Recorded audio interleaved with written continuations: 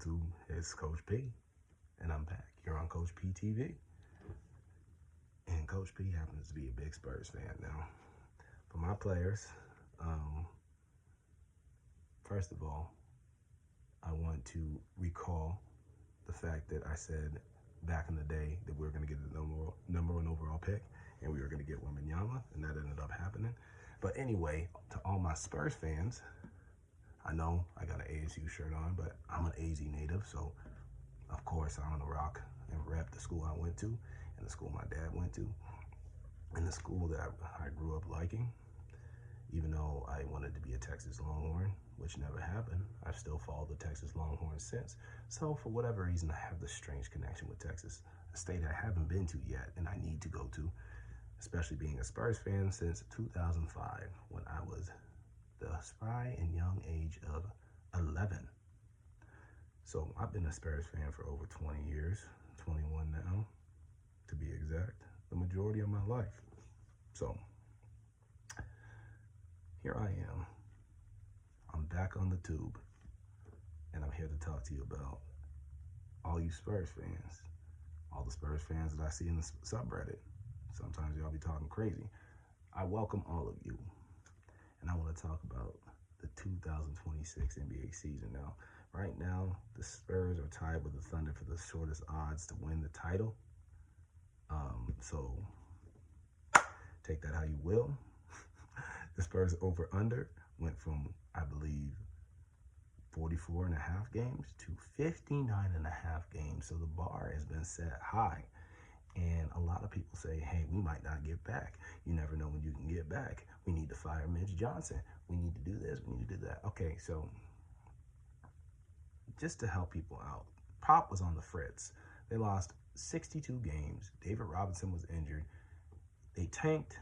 The organization was a little iffy on the whole thing, and then the Spurs landed Tim Duncan, and the rest was history. So here we are with Mitch Johnson. Pop has a stroke, goes down, he takes over the mantle, then they make him the full-time coach. This is his first year. He's expected to win no more than 44 games, and he ends up winning 62 games. 18 wins, technically 17.5 wins. 17 wins over their expected win.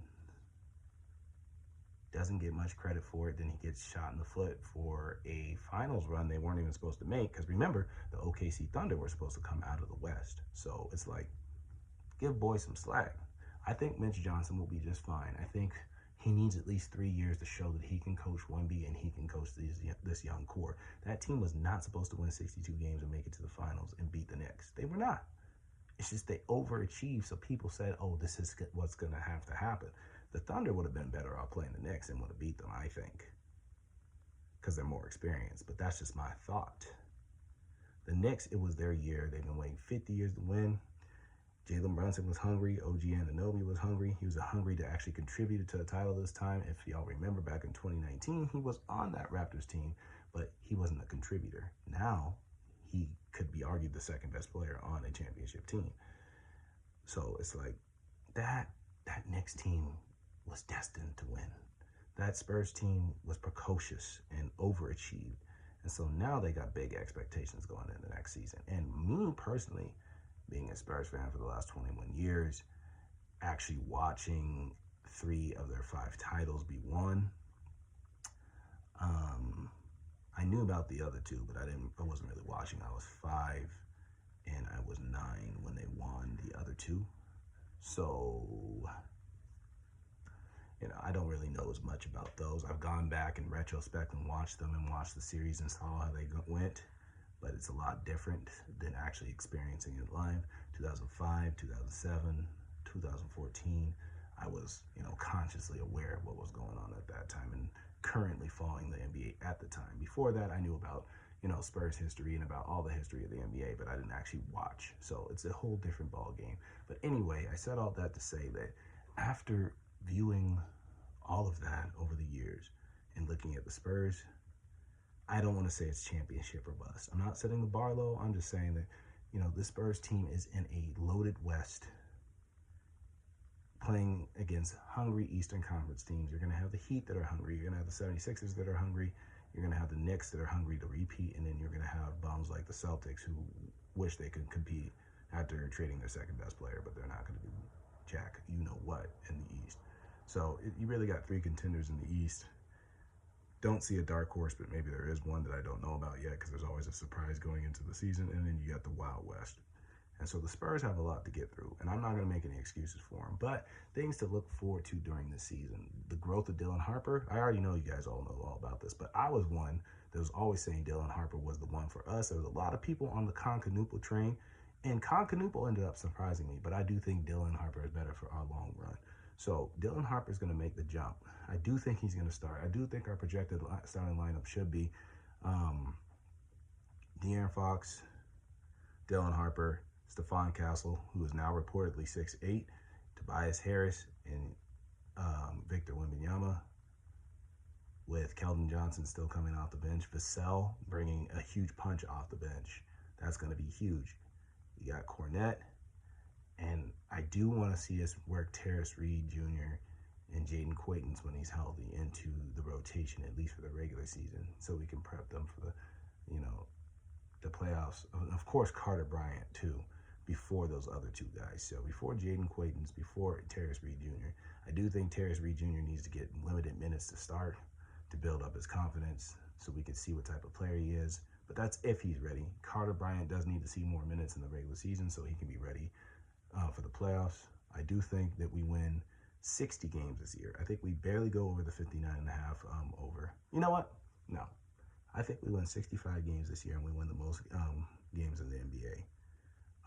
I think the Thunder will be right behind us with about 63 wins, and I think we're in for a big season. I do think we make a run to the finals. I do think we win this year. I think Wembanyama wins the MVP, Defensive Player of the Year, and he's on both All-NBA first teams like he was last year. I think he's going to have a really dominant season. I think he's going to flirt with 30 points per game, 12 rebounds per game, and 3.5 blocks per game. But I might be going over the top. I do think Dylan Harper is going to average 20 points a game this year. I think he's going to average 26 and 6. Stephon Castle will have a similar stat line, and De'Aaron Fox will take more of a backseat and let the young bucks run the show while he provides a veteran presence. I do believe that's what's going to happen. I think Tobias Harris is going to help complement the experience aspect. He's going to be a much better version of Harrison Barnes since he's a better player at this point in his career than Harrison Barnes is. And I think he's not going to have to take on as much of a scoring role. I do think Devin Vassell will have a chance to win Sixth Man of the Year, and we will bring home that Sixth Man of the Year trophy a second time, just with a different person. I think Keldon Johnson takes a backseat to Devin Vassell off the bench, and I think we have one of the scariest 9 to 10 man rotations in the NBA, and we've become a deeper team. But watch out, 65 wins this year. I'm calling it now. The Spurs win the West. The Spurs win the most games in the NBA, and Wembanyama is the MVP. I don't even think these are crazy things to say. I think most people believe these things. I do think for the Spurs fans that are doubters that Mitch Johnson will win Coach of the Year this year. And it's a high bar to set because he already won 62 games last year. But to come back and win 65 games again, I think he should be in the running. I think he should be the front runner, but we'll see. And all the hate will go away when he wins the title this year. Big ambitions for the Spurs. Who knows what's going to happen, but I think that Dylan Harper will also make an All-Star. I think Stephon Castle will make an All-Star. So I believe the Spurs will hold 3 All-Stars this year, win 65 games. Mitch Johnson will win Coach of the Year. We'll have the MVP and the Defensive Player of the Year, and we'll have 2 new All-Stars added to, the lineup that we already saw the potential in. I think that Stephon Castle will make an All-NBA defensive team, probably second team, because he's going to have steep competition with Asar Thompson and Amin Thompson. But that's my hot takes for the day. This went 10 minutes. I only have 16 subscribers. I don't even know how many people are going to watch this, but I hope you guys enjoyed the video. I'm going to be doing videos every day. I'm going to talk about the Spurs. I'm going to talk about the Cardinals. I'm going to talk about the D-backs. I'm going to talk about the Colts. I'm going to talk about Arizona State basketball and football, Texas basketball and football. Shout out to Marcus Steers Jr.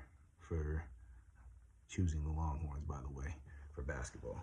But anyway, Y'all have a good one. I'll see you in the next video. I hope you like this one.